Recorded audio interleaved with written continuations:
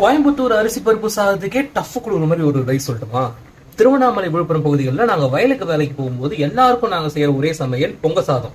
அந்த பொங்க சாதம் எப்படி செய்யலான்றதை பார்க்கலாம். அரிசி பருப்பு சாதம் மாதிரியே தான் இருக்கும், ஆனால் இது டேஸ்ட் வேற லெவலாக இருக்கும். துவரம் பருப்பையும் அரிசியையும் ஊற வைக்கணும். வெங்காயம், பூண்டு, தக்காளியை கட் பண்ணி வச்சிடணும். கடுகு, ஜீரகம், சோம்பு, கடலைப்பருப்பு, மிளகா, லவங்கம் இதெல்லாம் சேர்த்து கடலெண்ணெயை ஊற்றி தாளிக்கணும்.